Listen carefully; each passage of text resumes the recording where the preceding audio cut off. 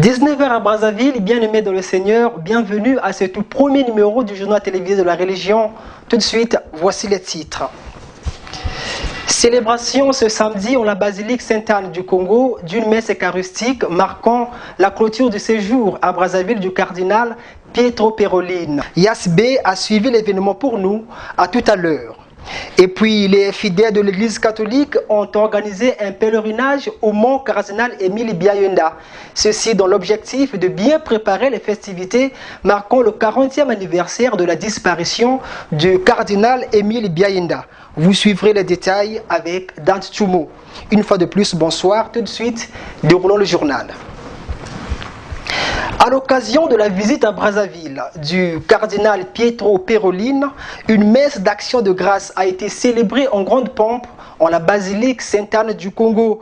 Ceci dans l'objectif de dire un grand merci à Dieu le Père pour le raffermissement des liens diplomatiques entre la République du Congo et l'État du Vatican. Cette messe qui marque également la clôture du séjour du secrétaire général du Saint-Siège intercongolaise a connu la présence du président de la République, Denis Sassou Nguesso, des membres du gouvernement et de certains corps diplomatiques à Brazzaville. Témoin de l'événement, Yasbe. Ici, nous sommes à la basilique Sainte-Anne de Brazzaville. Les chrétiens venus des différents horizons du Congo, de toutes les fraternités et mouvements diocésains, pour saluer et écouter la bonne nouvelle du cardinal Pietro Parolin, secrétaire général du Saint-Siège. En présence du chef de l'État, son Excellence Denis Sassou Nguesso, le Premier ministre Clément Mwamba, les membres du gouvernement, les corps diplomatiques et les laïcs. Messe dite à l'occasion de la célébration du 40e anniversaire des relations diplomatiques entre le Congo et le Vatican. Appelant le chrétien d'avoir un cœur évangélique, le cardinal Pietro Parolin a exhorté le chrétien de textes tirés de l'évangile selon saint Marc.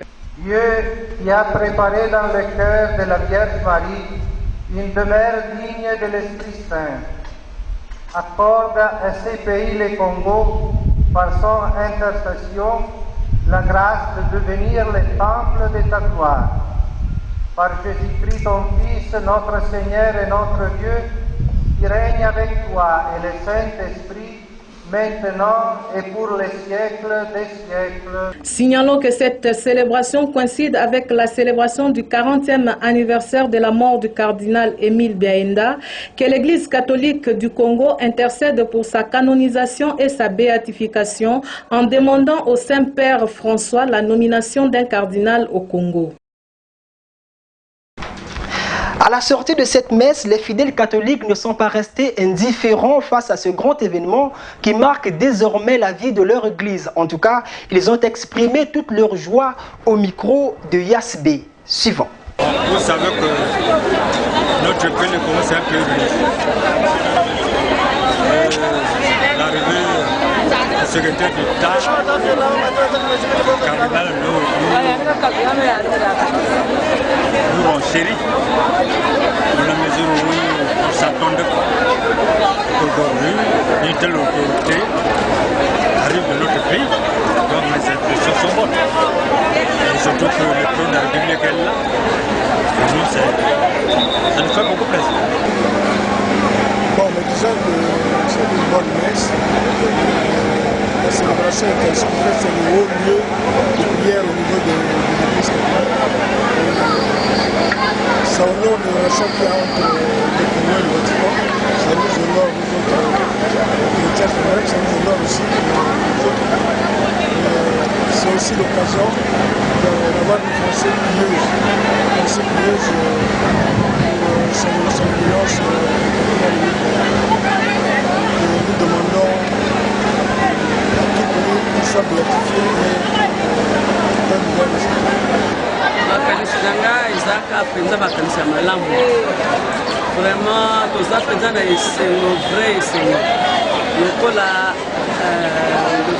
Vraiment, c'est une grande joie, comme le Vatican a envoyé son représentant, le représentant du Saint-Père, pour la signature de l'accord cadre que le président Marion Ngouabi avait signé il y a 40 ans et cela coïncide avec la commémoration du...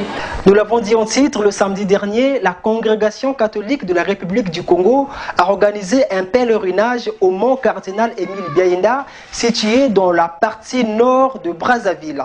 Ceci dans l'objectif de bien préparer les festivités marquant le 40e anniversaire de la disparition de cette éminente personnalité religieuse congolaise. J'ai cité le cardinal Émile Biayenda, témoin de l'événement d'Atchentoumo.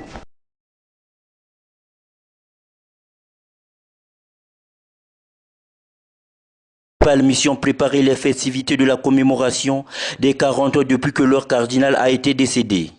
Lieu historique et de ressouvenir pour les chrétiens.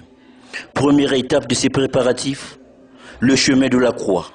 Au total, 14 croix à parcourir, ce qui montre la souffrance de Jésus-Christ avant sa crucifixion. Ces croix parsèment ce que nous appelons le chemin de croix. Ça nous permet de manière spirituelle de suivre Jésus, qui par amour va s'offrir au Père pour le salut du monde, pour le salut des hommes, pour le salut de l'humanité tout entière. Et alors nous reprenons ça, il y a 14 stations et à chacune de ces stations, nous essayons de méditer sur un moment fort de ce mystère de la rédemption, de la passion, la mort et de la résurrection de notre Seigneur Jésus. Ces différentes croix marquées sur le chemin symbolisent le chemin de croix du Christ. Avant d'arriver ici, le Christ a subi l'humiliation sur la route avant d'arriver sur le sommet de Golgotha. De même que le cardinal, avant d'arriver au sommet de cette montagne, en 1977, il a subi l'humiliation. En souvenir de cela et du Christ, on a marqué des croix pour signifier les stations, les 14 stations qui symbolisent le chemin de croix. À l'occasion de ce pèlerinage, notre équipe de rédaction s'est intéressée à quelques hommes de Dieu, notamment ceux de l'Église catholique, sur la question de savoir qui était le cardinal Émile Biayenda. Et le mot de réponse dans ce reportage, signant une fois de plus d'Atchentoumo. Décédé le 22 mars 1977, Émile Biayenda est le premier cardinal congolais. À la question de savoir qui était réellement Émile Biayenda, plusieurs hommes de Dieu expliquent.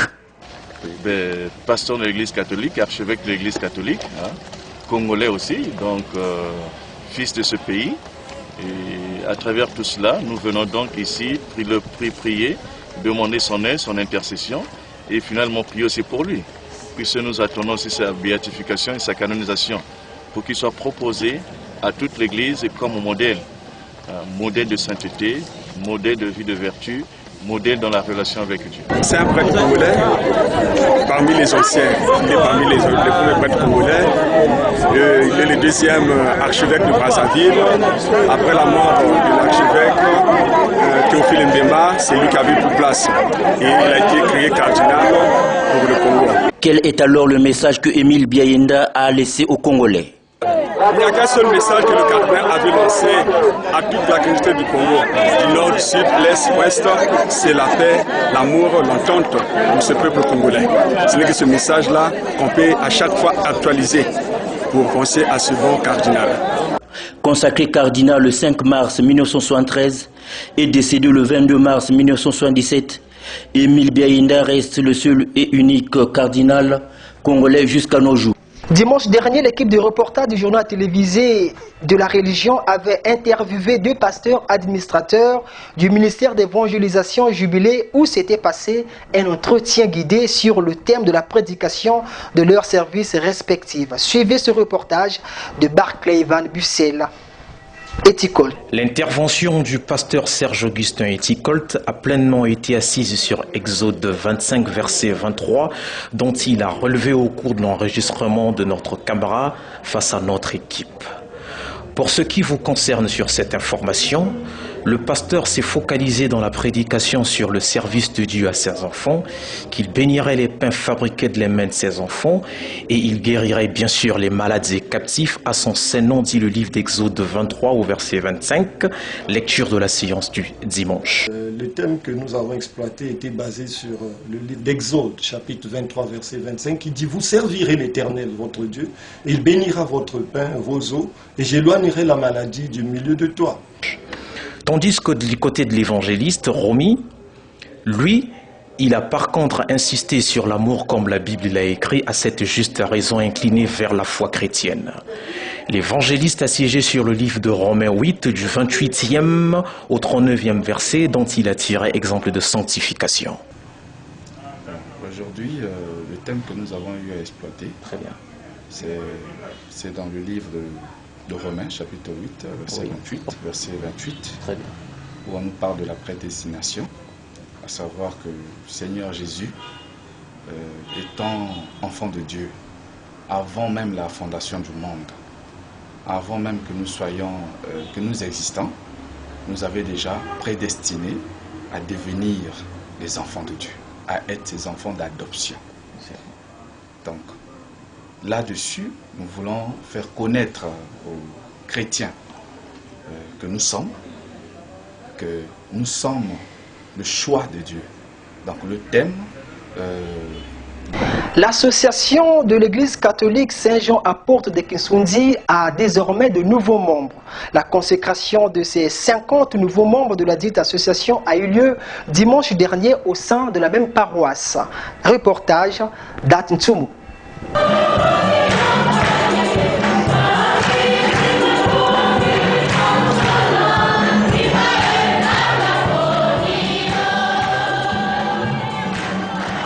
Ils sont au nombre de 50 ces jeunes qui vont désormais intégrer la communauté téléma de la paroisse Saint-Jean Apôtre de Kinsundi. La consécration de ces nouveaux télémas a eu lieu le dimanche, ceci devant le révérend aumônier de cette paroisse. Nous promettons participer à l'adoration du Saint-Sacrement, aux messes dominicales et hebdomadaires. Nous promettons faire régulièrement le partage de l'évangile. Et nous voulons, avec la grâce de Dieu et l'aide de la communauté, devenir des modèles d'identification pour les autres jeunes dans le monde de vie. Une foulard, une Bible, un chapelet et une bougie sont les symboles qui ont été remis à chaque jeune téléma. Jonas Kitelémono, ancien téléma, consacré éclaireur, dévoile les missions de l'association téléma.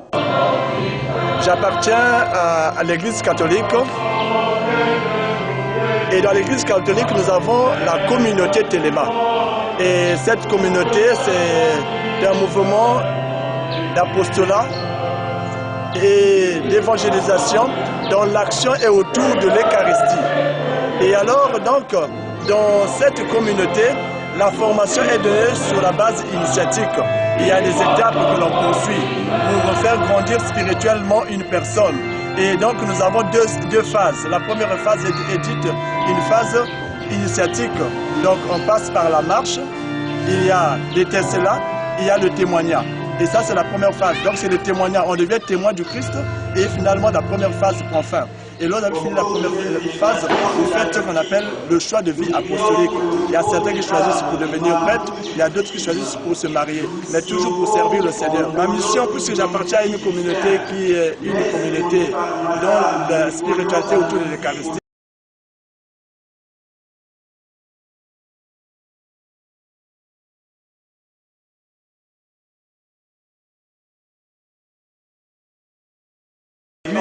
Et la deuxième partie, c'est finalement annoncer l'évangile à toute la création, comme dit la parole de Dieu. La troisième mission, c'est de faire connaître finalement que dans l'Eucharistie, donc c'est apporter l'autre l'Eucharistie auprès des autres, apporter Jésus en tant qu'Eucharistie auprès des autres. La parole de Dieu du jour a été tirée du livre de Saint Matthieu au chapitre 5, les versets 1 à 12, qui appelle les chrétiens à apporter la bonne nouvelle à ceux qui ne connaissent pas encore le Christ. Témoin de l'évangile. Et vous devrez transmettre ces vertus au monde entier. Face à cela, multipliez les efforts. Bousculez ceux qui dorment encore. Attirez ceux que vous pouvez attirer pour que votre activité soit efficace. Le Rédempteur, c'est là le thème d'un méga concert organisé samedi dernier par la sœur Karine Monkambosa de l'église Bethany. Une manière pour elle de reconnaître la grandeur de Dieu le Père. La cérémonie a eu lieu à la préfecture de Brazzaville sous l'œil vigilant de notre reporter, une fois de plus, Dachin-Tsumo.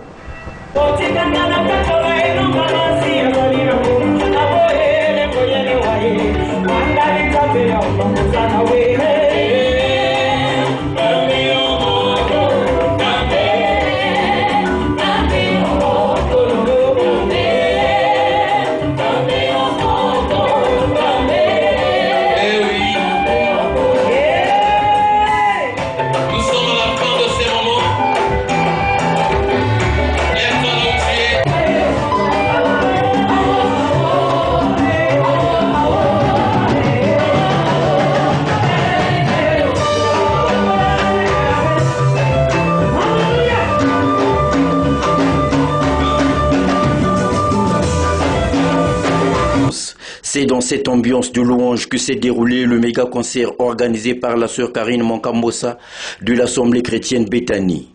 Ceci sous le signe du Rédempteur, une manière pour cette chanteuse chrétienne de reconnaître la grandeur de Dieu. Cancer au thème Namweza, le Rédempteur. Cancer est salami par rapport Le thème de ce concert, c'est le Rédempteur. C'est pour moi une manière de reconnaître le Dieu vivant pour tous ses bienfaits dans ma vie. C'est aussi une manière pour moi de glorifier et reconnaître sa grandeur. Voici les principales raisons de l'organisation de ce concert. Dans son plan d'action, la sœur Karine Mankambosa envisage d'organiser dans les tout prochains jours des concerts publics dans tous les départements du Congo.